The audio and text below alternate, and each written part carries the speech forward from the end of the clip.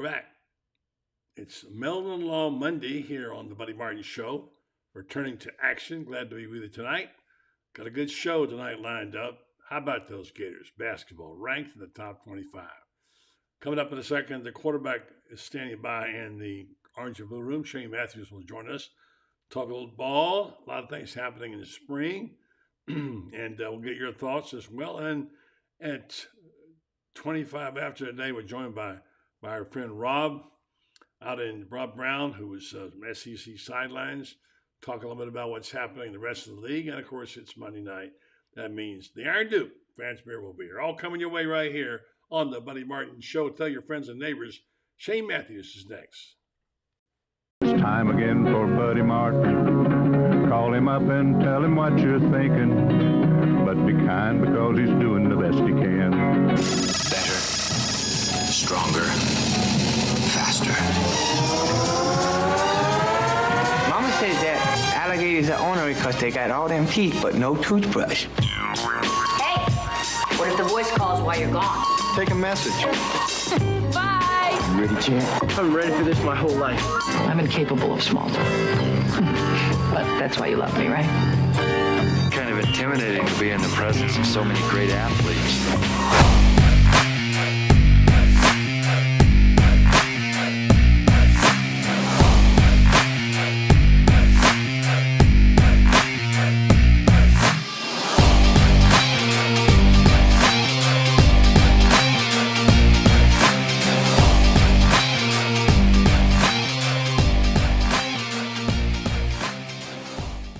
Welcome to the program on a Monday night. It's Meldon Law Monday. I am Buddy Martin, heard 4 or 5 times a week, depending on what you listen to. Of course, including with Shane Matthews on Tuesday mornings. I'm Pot Out with Matthews. Speaking of Shane, he is in the orange and blue room as we speak. Let's go see what he's not watching Monday Night Football this time. I know that. What's he watching? I'll bet you watching golf this weekend. Good evening to you, Shane. Hey, buddy, how you doing? I watched a ton of golf because all it did was pour down rain all weekend. So watched Hideki Matsuyama shoot one of the best rounds ever on the PGA Tour. Unbelievable. Yeah. We'll get into that a little bit later. I want to talk about how hard it is to shoot 62 and the improbable birdies he made, like a 12. That's unheard of at that hole. Just phenomenal stroking the ball. It was like a near perfect round, 62. Let's get in first to the news for the Gator Nation out there. You know, we're looking for a headline, Shane. We talk about trying to find a positive headline. Well, we got one today. Florida Gator basketball team was ranked 24th in the country. Finally cracked the top 25. I know it's not a lot, but it is a lot, Shane. And I think it's really what this program needed. They've got a terrific basketball team. They're getting close. They closed it out barely against Georgia, but they've almost lost a couple of those games. But you know what, Shane? They're having a good year at this point in time, and they're fun to watch. Yeah, they sit at 8-4 in the league, and you know, you can question or go back to all these different games. They could be 10-2, quite honestly. Mm-hmm. It's a really good basketball team. They're loaded.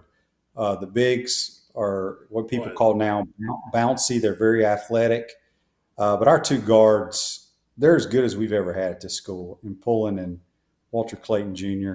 They're fun to watch. They're competitors. They're not scared to take the shot when it's there. Mm-hmm. And I think this team, you know, it's going to be tough going to Alabama Wednesday night, but I think they match up very well with Alabama. But I think this is a team that can make a deep run in the tournament. You're right. You know, they just need to get a little tweak here and there. And people talk about their guards, and they are good, really good. You mentioned Clayton, Pullen. They are terrific players. But I tell you, those bigs, they're fierce rebounders, especially on offense. On the big guys, and they really go after the ball. And one thing I thought about, Shane, is they handle the ball pretty well for big guys. A lot of times you see them get that bounce pass down low, and they can't get a hold of their hands on it. These guys got good hands. They handle well. They crash the boards. They are really good. And, of course, if Ronnie Kugler ever comes back in his game, he's getting better, this team has a chance. By that I mean, I don't know how far they'll go. Maybe they'll go to the Elite Eight. We'll see. But they're the kind of team you don't want to play in March. Yeah, and Riley Kugel's a very athletic kid, but I think they're better when he's not on the floor. I like to watch him play. That's just what my eyes have told me. And when it's crunch time, they don't put him in the game. So, but you're right. The bigs are athletic. They pass the ball well. They shoot well. But boy, the two guards and Will Richard, they know how to play. They do. And they make the plays when they're there. They all can shoot well. I love watching these guys play. They're unselfish. They pass the ball really beautifully, fun to watch, and a team that, as our writer Matt Quateraro points out tonight, that they've been really impressive over the last few weeks. They've won 8 of their last 10. Think about that, 8 of the last 10. It's the first time Florida's been ranked in the top 25 since Golden took over. They've not been ranked since December 6th of 2021. That's a long time ago. So it's a good feeling to see this. And by the way, speaking of Pullen, Zion Pullen has more games without a turnover this season than he does games with multiple turnovers. 5. The ball handling is they're clean. They take care of the basketball. I mean, there's no telling how good this team could be, Shane. No, I mean, I've liked them from day one. You know, they had some spurts during the year where they didn't play well or what have you. But look, guard play come March Madness is crucial, and we got 2 damn good ones. It is, and what else is crucial is making foul shots, and they're not consistent in that area. They got to start knocking down those free throws, and they're getting better than they were. But that'll hurt. They'll kill you in the tournament if you don't make the free throws. So anxious to see what happens. Fun to see. There's a lot going on right now, Shane. My gosh, softball, basketball, football, gymnastics. It's all happening right now. March is a busy month coming up too as well. So yeah, softball lost tonight, 3-0 to Oklahoma State. Oh, did they? Yeah, there was a makeup game, or not a makeup game, a game they put together yesterday afternoon. Oklahoma State is playing like 16 games in the state of Florida. Oh my gosh! Yeah, so they're going back down to USF this weekend to play in a tournament. They were in a tournament that got partially rained out, but they're a top 10 team. Florida got 3 hits. Oklahoma State got 2, but we lost 3-0. Oh, your buddy Jim's got to get it going over there. They got some good young players, especially those freshmen, right? Mm-hmm. Yeah, it's a long year, and I don't get caught up in all that stuff. You're going to lose some games.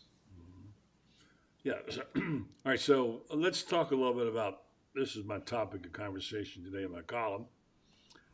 I don't know if I just didn't think about it or if I hadn't registered or whatever.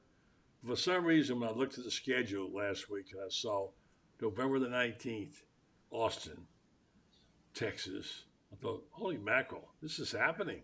It just all of a sudden is happening. They're going to have a 12-team playoff. Florida's going to draw Texas the first time around. And those 2 teams have no real history. They played 2 times before.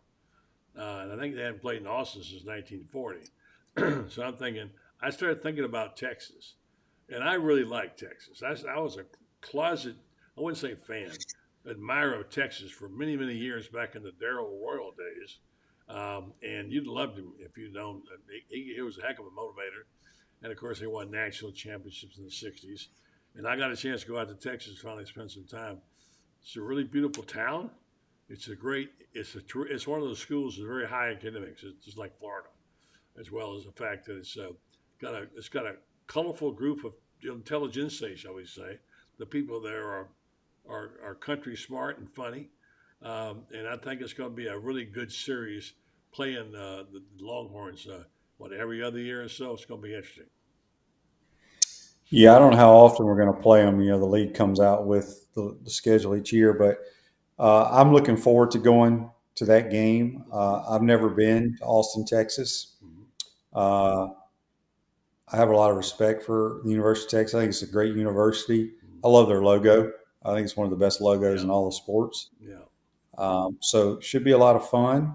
They had a hell of a year this year, and they got a lot of guys back. Kind of tough time to catch them. Florida's having difficulty with things that it shouldn't have, like number of men on the field, etc. and Texas is playing a high level. And they're going to be good again this year. Sarkisian's got them playing well. They lost their last game of the season. But I think Texas is a lot of people like Texas to maybe win the SEC. I don't know about that. But anyway, we'll be talking more and more with Rob here in a minute, Browne, about around the SEC. And it's only February, but on this program, it's always football season. I see where Florida signed or got another commitment for the offensive lineman. Looks like he might be legit, 4-star. Are you getting any sense of progress at all, Shane, about what you're hearing and seeing on Billy Napier's team? Well, I don't get caught up in the recruiting stuff. I think a lot of the players he's brought in through the transfer portal have really helped the team the last couple of years, and we all know how crucial this year is. But we're not going to be able to tell anything until we tee it up against Miami. Well, and then what you going to be able to tell? If you look at the schedule plays, where they put Texas, my gosh, that last 5-6 games, it's unbelievable who they got to play. And then you look at other teams. I looked at one today. Who was it I saw had 4 cupcakes on their schedule? I think it might have been Tennessee. Look at Tennessee's schedule. They got 4 cupcakes on there. And they're thinking, how in the world did Florida get stuck with this schedule? I don't know. It's brutal. And then you add Texas in the mix. So anyway, the fact is that it's going to be fun, though. It's going to be fun to see. Like you, I'm looking forward to going to Norman and going to Austin and learning about the culture. And, we have a lot to learn about those programs. They have a lot to learn about the SEC as well. And I looked up the expansion today, the evolution of the expansion. And since the SEC, you remember when they started expanding, and back in the day, you remember reading about the fact that Georgia Tech and Tulane were once in the league, and then they dropped out. And then, of course, we've seen expansion recently, but nothing like this. I mean, taking Arkansas and Missouri, et cetera, and Texas, that wasn't like this, taking these 2 programs.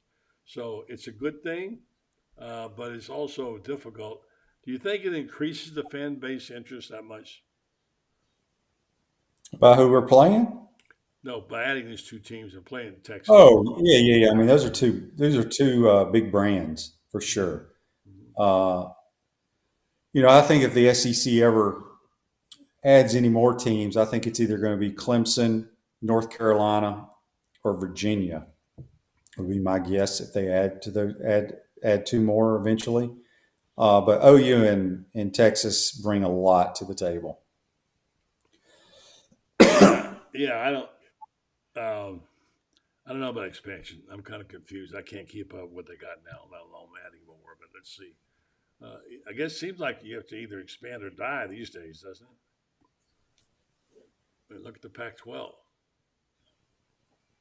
It's just you just can't sit there. You got to move. Got to do things. That's one thing the SEC has done. I will say they have been moving for sure. Okay.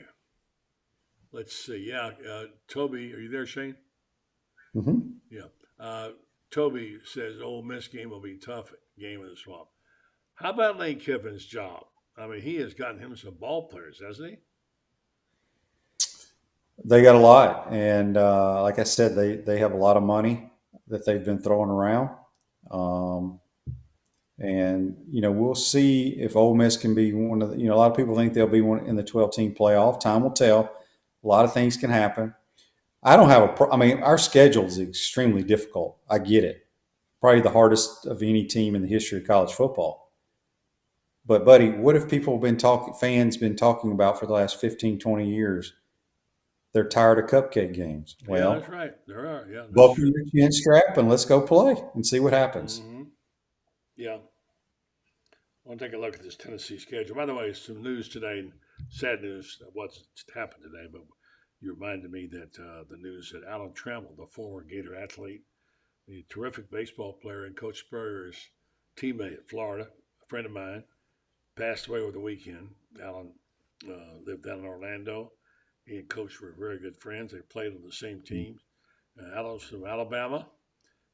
He was a competitor, and he was a very popular guy with a lot of people. So RIP to his son and his family. Alan Trammell, who was a great Gator. Yeah, Alan's, coach has that little small group of buddies, that he played with, grew up with, that I've gotten to know a lot of them. I mean, Silver 60s, Silver it's a 60s. small little, it's a small little circle of guys. And Alan was probably my favorite out of that whole group, and hate to. I mean, he's just such a good guy. It was sad to hear. Yeah, it's very sad to see people losing people like that for sure. So, all right, so Shane, let's do this commercial. We'll come back. We'll tee it up here on the other side. Let's talk about a little golf. We have Rob. Rob will be joining us. Rob Browne will be joining us here in a little bit. I've seen some great rounds of golf in my days. I used to cover golf a lot. I'm telling you, that Vetsuyama round was unbelievable. I didn't never think I'd see a guy shoot like that on that golf course. Riviera is hard, especially when you turn the wind at number 12 and the wind changes on you. It's really hard. It was a wonderful round of golf. So, they say Riviera is the best golf course on tour. huh? Well, on tour maybe, but I mean, just because Augusta's not on tour, I still think Augusta National is the best anywhere. Pebble Well, Beach. I agree with that. I guess they don't consider that on tour. You're right. Well, I mean, they go there every damn year. So, yeah. But I don't know. That's like a poll or something they took. It might be the toughest. Yeah, it's certainly a good one. I've been there a number of times. First time I went there, I went and saw a young guy hit the ball off number 10 one year. They say it was a teenage kid was going to be a good player. His first tournament. His name was Tiger Woods. I saw him hit his shot, hit it in the barranca. I thought, son, you'll never get that ball out of that grass. When anything can get in there. And he went down in there instead of taking, he not only did he hit it, he hit it up right in front of the green. I thought, wow, wait a minute, what's going on here? This guy's something special. I couldn't, of course, foresee what a great player he was going to be, but certainly Riviera is a very difficult place to play. And Tiger had his moments there as well. All right, let's take a break. Come back, Shane. We'll talk to you on the other side. Let's talk. Let's do this. Let's go see our friends at Meldon Law. Jeffrey, you do a show where you get asked a lot of questions. I've got one for you right now, okay, regarding how do you know whether your case is being handled right and what to do about it. In medicine, you can get a second opinion if you're not satisfied with the doctor's opinion that they have. And do you have that in law? Can you do that with lawyers? Yeah, buddy. As a matter of fact, we get quite a few calls from folks that have signed up, particularly with the big box law firms, that they do a hell of a good job of putting ads on TV. But after that, they don't really measure up to the way we try to create a client experience that's outstanding. And we're always willing to review a case and give a second opinion, just like with a doctor, because not all law firms are created equal. I guess that's the normal thing. Just go to Meldon Law, Google it, and find out, and just give them a call. And like you say, if you come in, you get to see a Meldon. You don't get shuffled off to somebody else. You get to see a Meldon, and that's good to know because a lot of people don't know how to do that stuff, like me. And maybe you can coach us through. So Meldon Law. They won't back down. They will take your questions about your case if you have a question. Yes, whether it's a new case or an existing case, give us a call. We'd be glad to go over it with you. There's no charge to review your case with you. And a lot of times it makes good sense just to get a second opinion. Good stuff from Meldon Law. They don't back down, but they will give you a second opinion. All right, thanks very much to Jeffrey Meldon. We're on the Meldon Law Monday with King Matthews. You're going to be talking to Rob Browne in a second. Talking golf, talking about the unfortunate loss of a guy like Alan Trammell, talking basketball, top 25. And we're trying to get a sense. Here it is now. How long is it to the spring game? That's in April. It's the first part of April. So what is it, about 30-something days? I think it's only about 2 weeks they start practice. Yeah. Well, I'm sure you pick up bits and pieces, Shane. I know you say you don't have that much information, but you do. You hear bits and pieces. What have you been hearing? I haven't heard of much really, buddy. I'll be honest with you. It's been pretty quiet. I think things will heat up here once we start spring ball. A lot of young kids on campus go out there, watch a few practices, and see how they look. I'm anxious to start hearing some Lagway feedback. Which I think is really going to be. We won't. Their privacy won't put him in the spotlight, but that's such a huge story for Florida right now. And I think their quarterback, we know what the quarterback's going to be. Starting is not going to be Lagway, but I don't know. They think they'll have packages for him. They won't redshirt him, will they? No, he's going to play. I don't know how much. I mean, think about it, buddy. It's just like drafting a quarterback in the top 5 picks in the NFL draft. Eventually, the amount of money you're paying them, which we're paying a lot of money, you got to play them. I mean, the people that are stroking the checks are going to want their guy to play. Not that Graham Mertz isn't your guy, but I would expect him to be playing some. Got to have packages. What kind of offense will they run with him in there? I think you'll see him running the football. Yeah. I don't know if they'll trust him dropping back in the SEC to throw right away. That's just my guess. Okay. So what kind of runs you seeing? How do they see? How would it be used? Same stuff you saw with Anthony Richardson, zone reads. Mm-hmm. Yeah.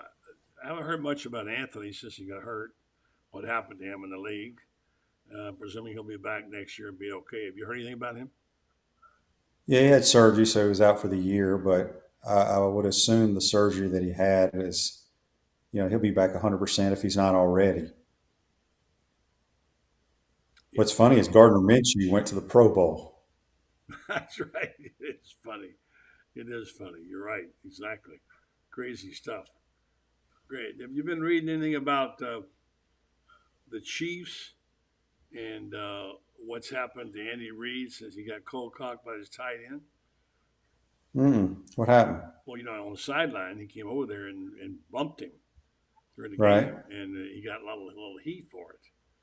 Some of the players didn't like it, and I guess they calmed it down. But Kelsey was totally out of line. I mean, he got all fired up because he wasn't getting the ball. Obviously, he went over there and confronted his coach, and then sort of bumped him, and almost knocked him over. So, yeah, I did see that. I thought something else had happened. No. I guess Taylor Swift didn't chew him out about it. But anyway,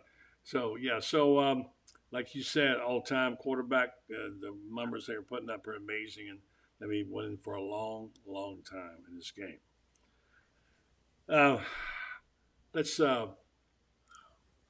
shift gears a second and talk about this athletic program under Scott Strickland. A lot of people are not happy. Obviously, people are not happy a lot about the results. But the fact is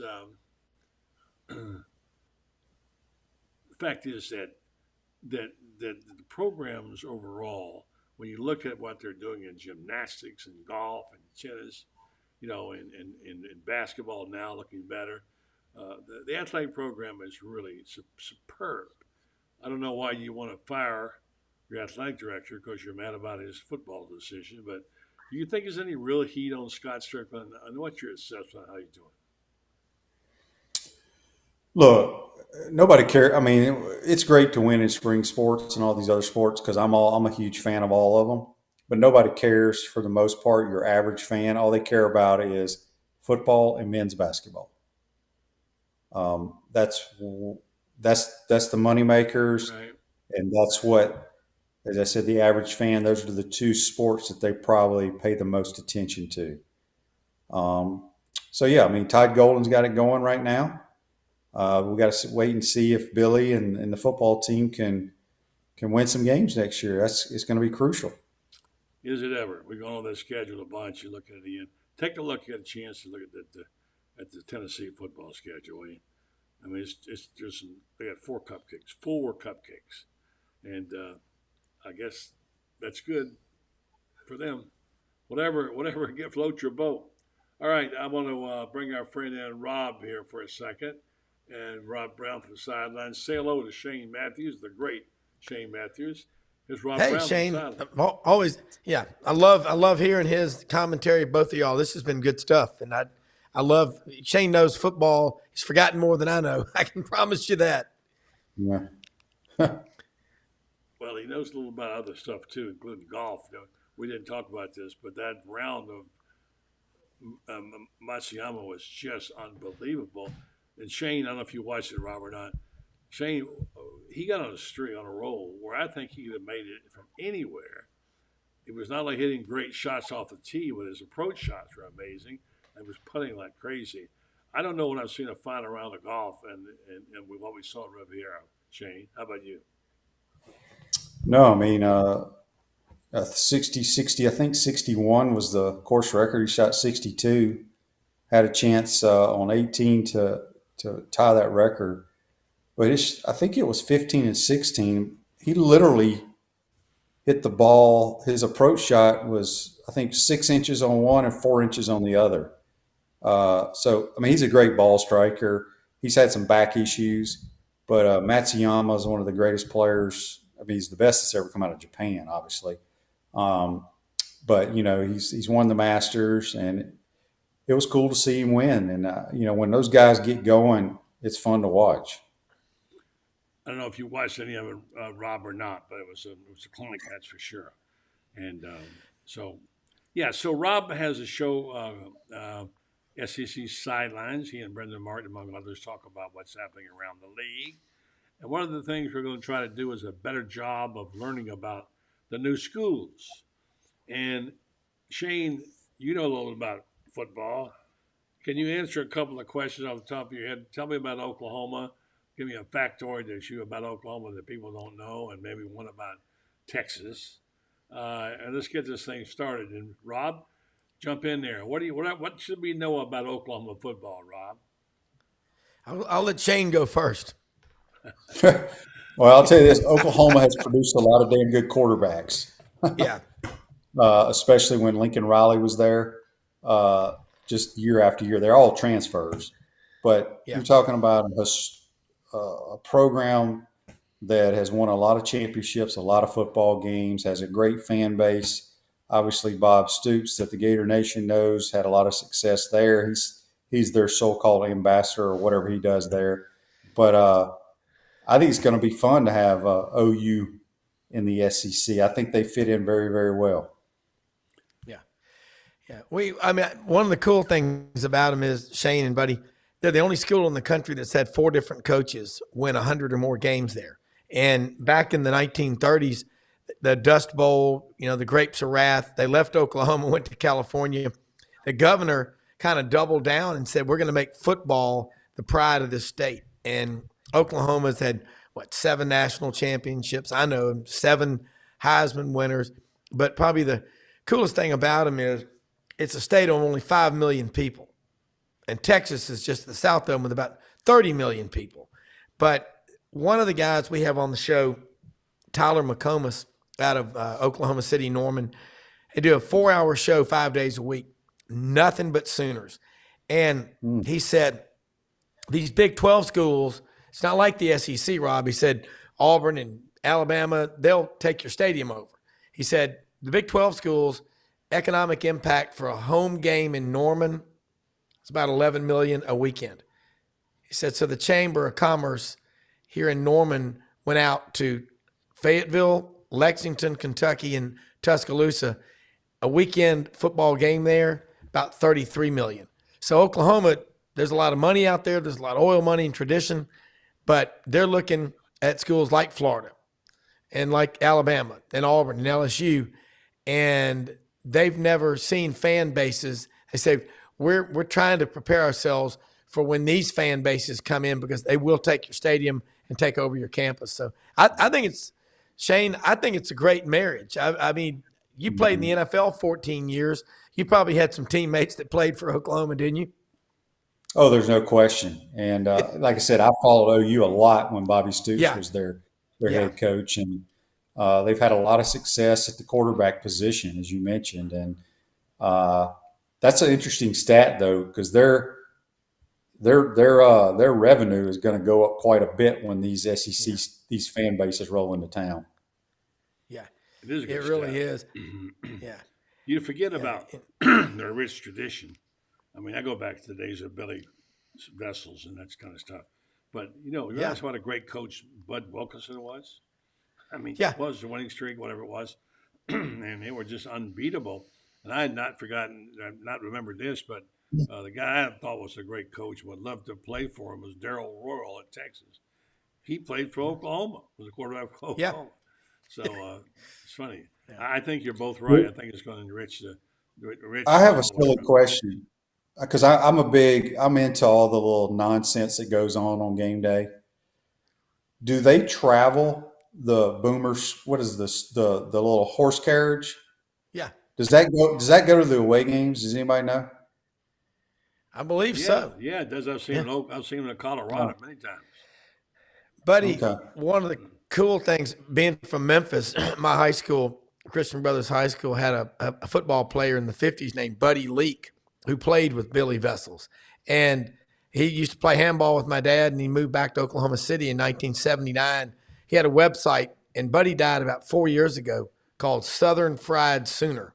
And what's the most iconic photograph that a Gator fan will have in their office or den or man cave? I mean, either one of y'all, what is it? Well, I got Spurrier's field goal. That's what I got. I got one of them in my office in Florida. But most people would have some type of Tebow photo, in my opinion. Mm-hmm. The one that Oklahoma's most iconic photo is called 52 Backfield. And when my friend Steve Leak passed away about 15 years ago, he said when his dad got to go to the Waldorf in New York for the Hall of Fame ceremony, Billy Vessels said, I had a hell of a career at Oklahoma, but I got hurt one year, and they put that freshman from Memphis in, Buddy Leak, and he had about 948 yards. They pushed, but talked about the coaches there. Barry Switzer, he's in his early 80s, and he is as gung-ho as ever. But I just think when Oklahoma played Florida for that national championship in 2008, they were averaging 60 points a game in the 5 games prior to playing Florida. Florida, what'd y'all hold them to? 14 points? It was a great defensive effort. That's one of the great victories of a college football. I think Florida fans and Auburn fans and all these SEC fans are going to love the Oklahoma fans. I know a lot of them up here in Memphis. They have been dying to get out of that league for a long time. Get the schooner wagon going there and get Bevo to come in as well.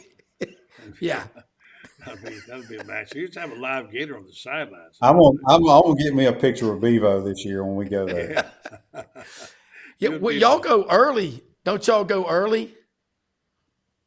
I don't know when we go. The 9th of November, right? Oh, okay. It's November. Is it November? Really? I thought it was early in the year. I'll look it up. I'm pretty sure it's the 9th. Yeah, I don't have the schedule. It's in my column today. I should remember it. But anyway, so yeah, I think there's a little bit of an excitement in the air right now. I'll let you get out of here, Rob. I know you got to go do some things. And Shane's got a show in the morning he's got to do as well. But in my column today, I wrote about how excited I was about this expansion because I'm a big fan of Texas. Fan. I'm not a fan. I'm more of a buyer. I'm a fan of Florida. But the addition of this team, it just hit me.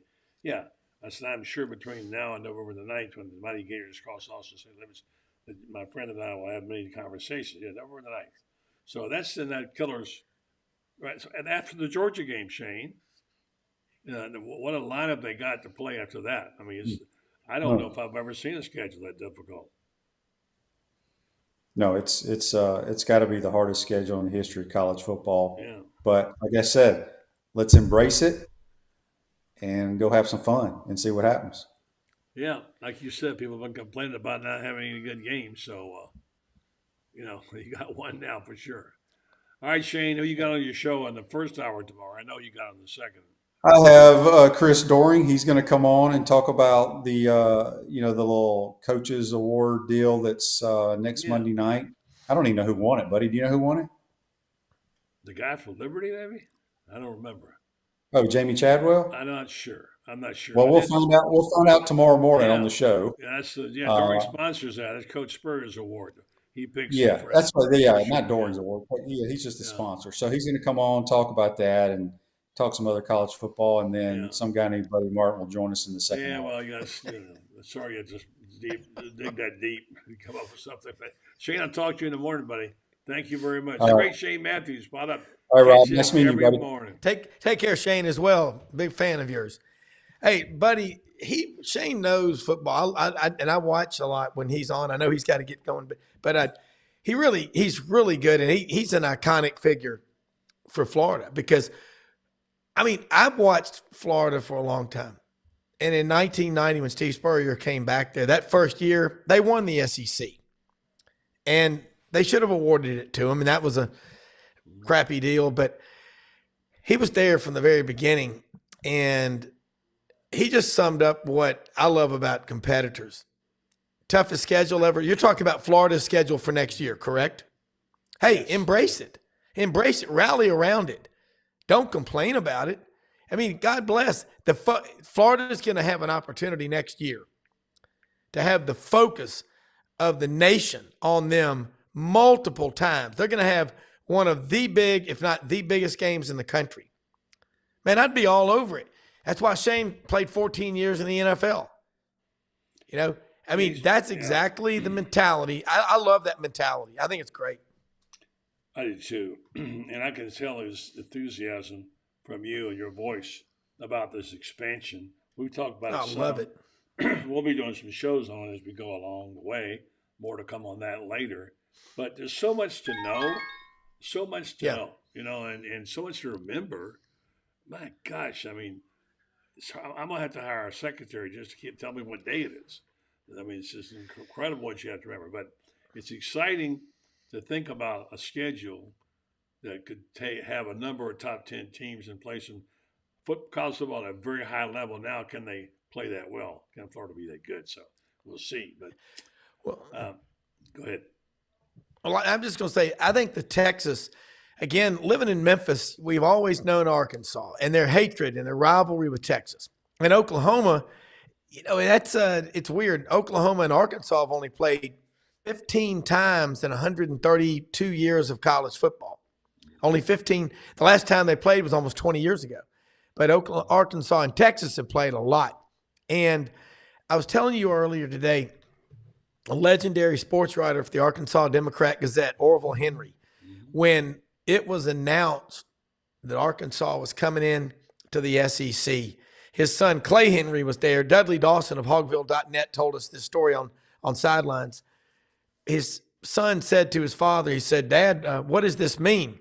Texas coming in, or Arkansas, we're joining the SEC." He said, "Son, it's going to be like playing Texas every week. It's that intense." And buddy, you got to. I want to get your perspective because you know you are connected to so many people around the country. You were at Colorado, the Denver Post. What years were you there? Well, I was there. Let's see, 82. I left New York, so 83 through 90. 83 through 90. Yeah. And Colorado football wasn't very good. Bill McCarty came along. We used to talk show in the afternoons. Let me bring friends in here too over to all this. My friend Joe Williams and I, who's a Texan, by the way, would do a show and with McCartney once, you know, on a talk show, and we would not have one single caller, not one, and that's when they weren't winning any games at all. Of course, as you know, if you follow college football, as Franz knows, and you know, McCartney had a national champion later on. But, yeah, we saw some pretty good football out there. But they didn't. I realized one thing in a hurry, Franz, when I got there. Went to my first game at Folsom Field, looked around and said, "This ain't the SEC. It's a whole lot different." So, evening, Francis. Evening, boys and girls. How are we doing today? Good. I mean, I love that description. This ain't the SEC. Yeah. It's different. Let me do this real quick. I know that Rob, stay for a minute. We'll go. I want to tell you about North Central Florida's newest premier independent diagnostic testing facility. You should know about Titan MRI by now if you listen to this program. serving North Florida and Gainesville. Focus on the patient, you. Having a great customer service experience is important. Most people have a busy life, and although the regular business hours are available, they make available evening appointments and weekends for you to make your schedule needs fit what they do. MRI equipment is very modern, and the unit has one of the largest bores openings of any of the newer higher strength MRI units, 71 centimeters. Allows comfortable scanning for potential claustrophobic and larger patients. If you ever had claustrophobia and one of those things, you'll know what they're talking about. The noise level is 75% So check them out. They're available for you. TitanMRI.com, and they can make arrangements for you to fit into your schedule, and they will give you some preferential treatment. TitanMRI.com. Friends, Rob and I have had a conversation about the excitement of bringing the new family members in the SEC, and kind of go over the evolution, you and Rob, with what the SEC has become. And you don't have to go back as far as Georgia Tech dropping and Tulane, but tell me the machinations of this conference as you remember it, friends. Well, we started out with Sewanee was one of the original members. Sewanee, people forget, was they wouldn't forget because nobody that I know, not too many people I know were even alive back then. But including us. But, Tulane, Georgia Tech and Tulane dropped out of the league early 1960s. Tulane first. And they just felt they couldn't compete any longer. And probably not a smart move. They had an 85,000 seat stadium that hosted Super Bowls, etc. And I saw my first pro football game. They're the Baltimore Colts and the Cleveland Browns in an exhibition game. But my goodness, they had it all going, and they chose to go independent. Georgia Tech did for the same reason. Bobby Dodd, I think, felt that he couldn't compete with Alabama and thought that he could do better as an independent. And that's a story of independence with everybody but Notre Dame. All the independents have either gone to conferences or they quit football, buddy. Since then, you think about schools. Florida opened up the 1960 season with George Washington, the Colonials, and it wasn't. And in the 50s, they played Stetson. Remember that? But I don't know if I you saw remember play that. Stetson. I mean, saw a game, yeah. Stetson had as a 260-pound blocking back a guy named Paul Anderson, who used to be billed as the strongest man in the world. He would take railroad spikes and drive them from Tacoma, Georgia, into wood with his bare fist. Yeah. But the game has changed since then. We held steady at 10 teams, and then Roy Kramer brought in Arkansas and South Carolina, and that was before the 1991 season. He offered Miami, and he offered Florida State, and they both turned him down. Bobby Bowden said we can win championships in the ACC and we can't win them in the SEC.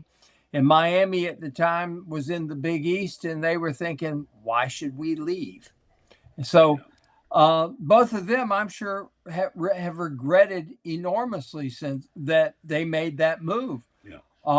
Arkansas, I think, benefited tremendously by the move from a basketball standpoint because they had back-to-back Final Fours and did win a national championship that I don't think they could have won as a member of the Southwest Conference. The Southwest Conference, the overall basketball at the time was very, very bad. And in the SEC, you did have Kentucky there, and that was a big lure for Arkansas basketball, I believe. They've won numerous track national championships since joining but they've never won a football championship. They've been to the SEC championship game in football, I believe, 4 times. I know, or is it only 3? They lost to in 2006, the infamous game where Urban Meyer calls the fake punt. Mr. Wilbur passes the ball to flips the ball to Jamel Cornelius, 17-yard gain, and 4 plays after that, Florida punts. Reggie Fish loses it in the lights. Wendy Pierre Louis, a Haitian, a kid who could barely speak English, and a Haitian immigrant falls on the ball in the end zone, and that turned the game around. And Florida doesn't win a national championship without that. That was when Urban Meyer remembered what Earl Bruce had told him, just go for it. Just do it, guy, don't hesitate. And Urban called the fake punt because of that and changed everything. And now we've got Texas and Oklahoma coming in. And the SEC goes from already the best conference in the nation to now the true super conference, because you look at what they bring. Oklahoma now brings the premier softball and gymnastics program into the country that already has Florida, which has won 3 national championships in gymnastics. Georgia has won 10 in its past. Right. Alabama's won 5. You look at that 10. Well, Texas. France, you're a veritable dictionary of information on here, and I know you have a lot of knowledge about it. But I want to jump in real fast and ask you guys, going back on the original question, which is the evolution of the conference and what's happened. So what we're finding out is, I know my producers keeps hammering me that I'm not loud enough. I'm sorry. Doing the best I can. How many teams can you name who are in the league right now? Let's start with you, Rob. See how quickly you can do it. I'll give you about 20 seconds each. Who are in the league now, who are the original members of the SEC. All right, Rob, go. Auburn, Alabama, Florida, Georgia, Tennessee, LSU, Ole Miss, Mississippi State, Vanderbilt, and Kentucky. You nailed it. I had no chance if you asked friends, because look, I love both of y'all. That's what you are. It's this. I am having more fun right now. I'm serious. You call me anytime, I'll come on here. Franz was on with us this morning, buddy. You're down in Panama City in the Panhandle. I mean, I love this stuff, and I'm sitting here listening to what Franz just said. The Gator athletic program, the Oklahoma athletic program, and the Texas athletic program. Those are 3 of the top 4 or 5 in the country. That's what's about to happen. Let me ask you both. I had a column this morning about Texas. I mentioned earlier. It kind of sort of hit me that for some reason I knew it was going to happen, but until I saw the schedule and saw the fact that the game was on November the 9th and who else they were playing after the Georgia game, I went, whoa. All of a sudden, Florida football is about to take off here. And it conjured up all my memories of Texas. And I have some fond memories of Texas because I was at some of the big events they played. And you guys ever hear about that night Orange Bowl game, the only first one in history, where Texas played Alabama and Joe Namath kept the ball on the 1-yard line with a gimpy leg and tried to score and couldn't. It was stopped by a guy named Tommy Nobis. And I think they said 18 guys out of that field went right to the NFL. What a rich! And remember, the Darrell Royal won his title in '63 and what was it 63 and '69, I believe. Yeah, he won in '63 with Duke Carlisle as the quarterback, and in '69 with James Street running the wishbone with Rob Worcester as his All-American fullback. Was that the Nixon game? Buddy, was that the Nixon game or with Arkansas? I forget what he won the Nixon game that way. By the way, buddy, Namath to this day, and I've talked to 3 or 4 different Alabama players from that team, swear that Namath got in and got shoved back by Nobis, and they swear that happened. And, no instant replay back then, so Right. we'll never know. Never know. Yeah. Rob, what were you saying? I was going to say, friends, and y'all have heard me talk about it on Sidelines, forensic football reviews.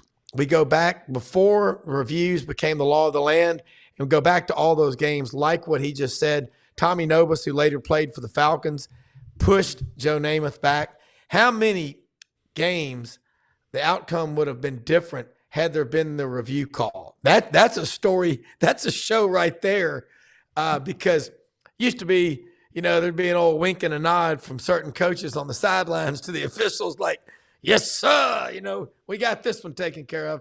It's a different world, but Texas fans, I've got a good friend, Dave Cody, that was sports anchor for 35 years at Channel 7 in Austin. A couple of years ago, he moved out to Washington State. But he said the people down there are so ready, like the Oklahoma fans, for this SEC. Question is, are SEC fans going to be traveling to Norman and Austin? I think it's going to be a must-take trip. I do. I mean, y'all both been to those places. I think they're awesome college towns. Well, I think they'll travel. I think there will be travel. I know Gator fans will go to some of those games. Oh, yeah. It's Buddy, if you go back to when the Aggies came in I guess it was 2012 that the Aggies came in, Florida played the first game of the new expanded teams was Florida and Texas A&M out there in Aggie land. Johnny Manziel, Florida wins that game. I believe it was 21-17 in that game. That was Will Muschamp's greatest year. He won 11-2. If he could have repeated and had another couple of 11-2s, he'd still be the coach here. But Buddy just, you just mentioned something, Rob, and Buddy remembers. I'll just say two words, Buddy. Lane Finner. Yeah, FSU. I remember quite well. I was there. I argued with my friends. I thought he was in myself, and I was among Gator fans that night with some libation going on, and some of my friends were ready to punch me out for saying I think he was in. I think he was ready to have replay.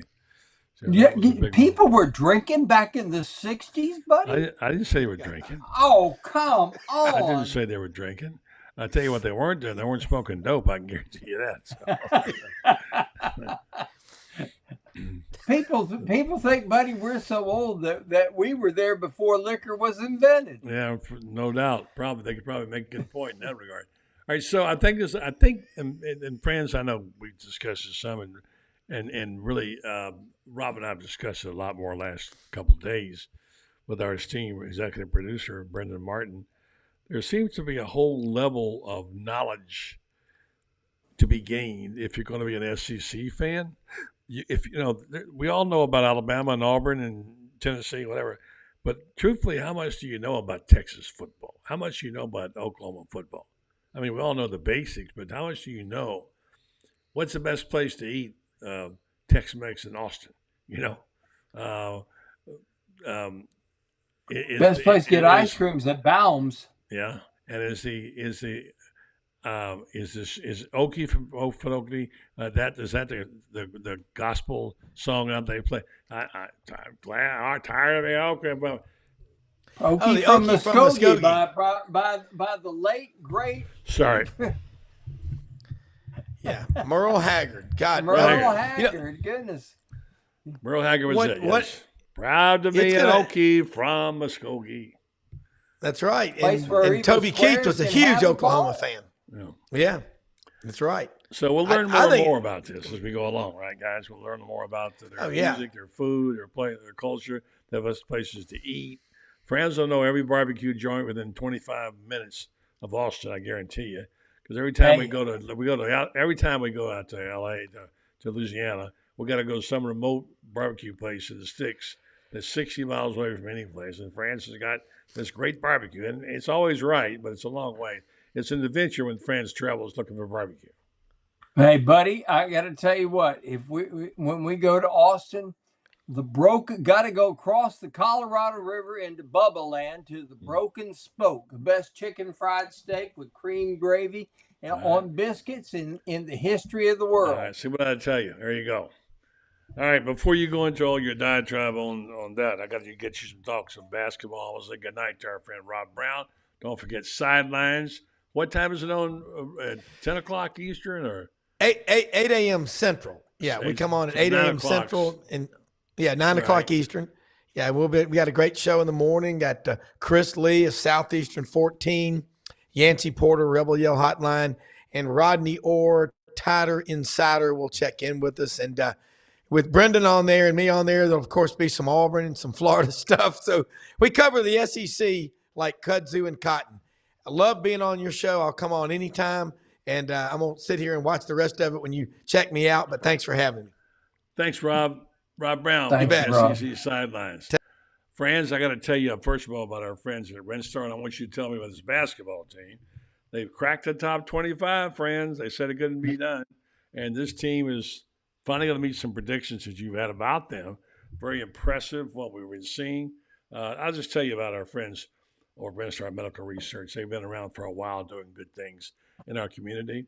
They continue to make way for us to have better health in the future. They have these trials that you can be a part of. Go to rinstar.net and find out how you get involved in them. And it's important because they want to be able to tailor-make these prescriptions and things for people in our area. So go to rinstar.net. You can volunteer, maybe be a part of it. If you are, in fact, you could be compensated for time and travel. Rinstar Medical Research, seeking tomorrow's answers for the health questions of today. All right. Friends, this team looks legit. They are legit, buddy. I've said all along that they were going to be a team that nobody wants to play, and they are that team right now. They have become that team that nobody wants to play in the SEC. Not even to Alabama, which is at home as formidable as anybody, maybe in the entire country. Alabama at home just wears it out from the three-point line. And if you can't match them with threes, you're going to be trading twos for threes and lose the ball game.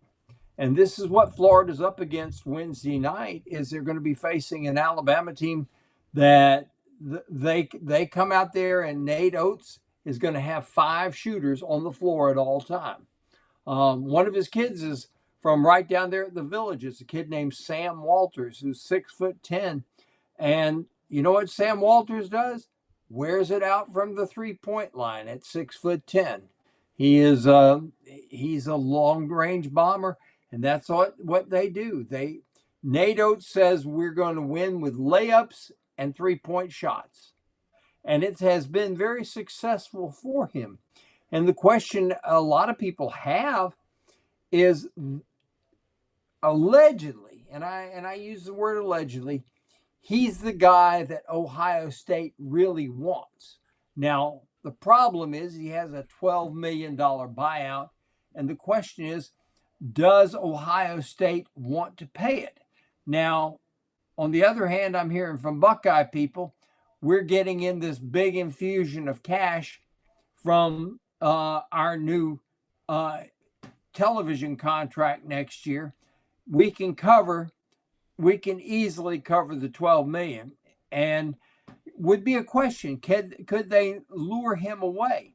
But he's proven himself to be an outstanding coach. He won the SEC last year, was a number 1 national seed last year and lost.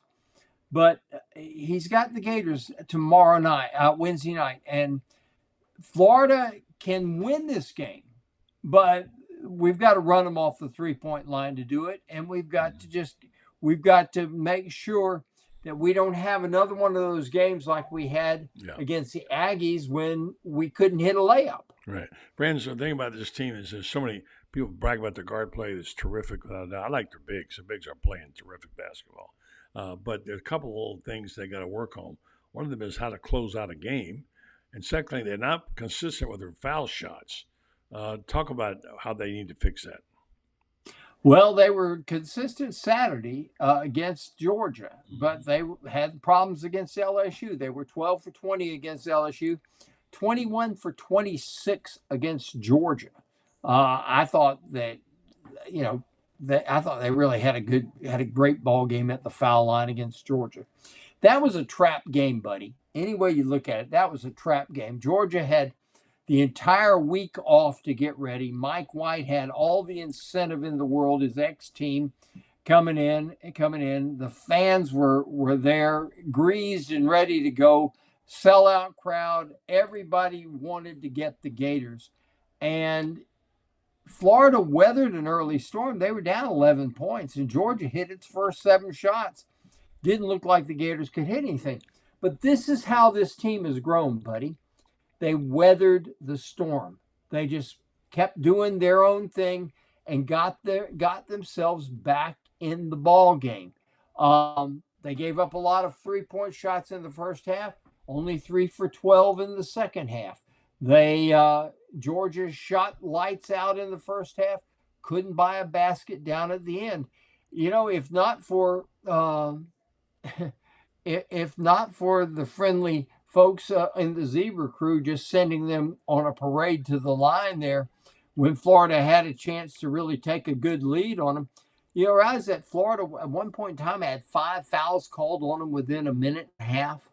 Wow.